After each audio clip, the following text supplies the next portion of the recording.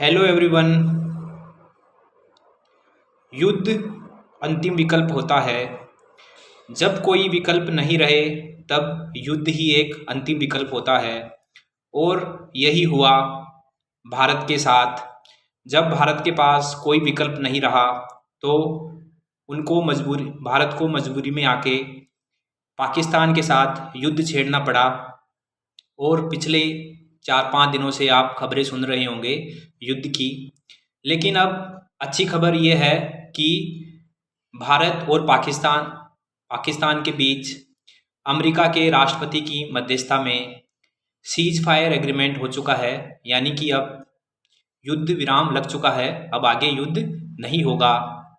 तो ये एक अच्छी खबर है हमारे लिए।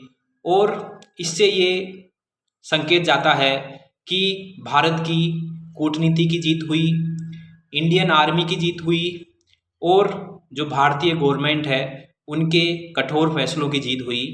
तो ये हमारे लिए एक अच्छी बात है। युद्ध सच में ही किसी भी पक्ष के लिए अच्छा नहीं होता है। युद्ध में बहुत बड़े पैमाने पर हानि होती है, लोगों की मृत्यु होती है, उसके साथ साथ बहुत सारी इकोनॉमी का लॉस होता है, पूरी इकोनॉमी चौपट हो जाती है। और जो देश की जो व्यवस्था है, प्रशासनिक व्यवस्था, सभी प्रकार की व्यवस्थाएं जो है एकदम चौपट हो जाती है। तो इसी बात पर मुझे एक इतिहास की एक घटना याद आ रही है। मुझे याद आ रहा है कलिंग युद्ध। जब सम्राट अशोक ने कलिंग पर चढ़ाई की थी, कलिंग को जीतने के लिए चढ़ाई की थी, तब उन्होंने बहुत अधिक मारकाट के बाद कलिंग को अपने राज्य में मिला लिया था। लेकिन जब सब कुछ खत्म करने के बाद, यानी कि कलिंग को हराने के बाद, युद्ध में जीतने के बाद, वे जब युद्ध मैदान में थे तो उन्होंने देखा कि चारों तरफ लाशें ही लाशें बिखरी पड़ी है। तो उन लाशों को देखकर जो सम्राट अशोक है उनका मन इतना विचलित हुआ, उन्होंने सोचा कि मुझे क्या मिला इतना युद्ध करके, मुझे क्या मिला इन निर्दोष लोगों को मौत के घाट उतार के। इसमें किसी का भी लाभ नहीं है। किसी का भाई मर गया, किसी का पति मर गया, किसी का बेटा मर गया और इकोनॉमी एकदम ध्वस्त हो गई। तो उसी के बाद उन्होंने फैसला किया कि मैं आज के बाद किसी भी दूसरे राज्य पर हमला नहीं करूँगा। लेकिन अगर किसी ने मेरे राज्य की तरफ आंख उठाकर भी देखी तो याद रखना, सम्राट अशोक की तलवार अभी म्यान में है, उसमें जो है जंग नहीं लगा है।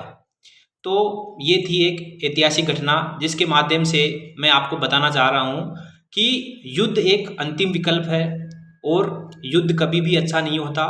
युद्ध किसी भी पक्ष के लिए अच्छा नहीं होता।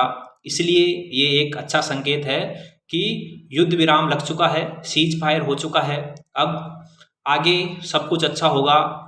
उम्मीद करते हैं कि हमारा पड़ोसी देश इस युद्ध से सबक लिया होगा कि उसमें इतनी हैसियत नहीं है कि वो इंडिया के सामने खड़ा हो सके। और उसके लिए अच्छा यही है कि जो आतंकवाद को वो पनाह दे रहा है उसको पनाह देना बंद करे और अपनी कंट्री के लिए, अपने लोगों की भलाई के लिए इकोनॉमी पर काम करे, अपने एडमिनिस्ट्रेशन पर काम करे। और वहाँ की सेना जो बीच बीच में टांग अड़ाती है, उस सेना से पावर गवर्नमेंट के पास जानी चाहिए और अच्छे से बढ़िया तरीके से एकदम जो है वहाँ पर शासन व्यवस्था एकदम सुचारू होनी चाहिए और अच्छे से पूरे तरीके से चुनाव होने चाहिए और इकोनॉमी पर ध्यान दिया जाना चाहिए। यही पाकिस्तान के लिए सलाह रहेगी ताकि वो भविष्य में अच्छा कर सके। अगर वहाँ के युवा रोजगार प्राप्त करेंगे, अगर समृद्ध होंगे, प्रोस्पर होंगे, तो वो कभी भी आतंकवाद के बारे में नहीं सोचेंगे, हिंसा के बारे में नहीं सोचेंगे।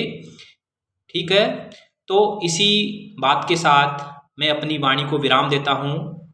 ठीक है, जय हिंद, जय इंडियन आर्मी, भारत माता की जय। Thank you very much.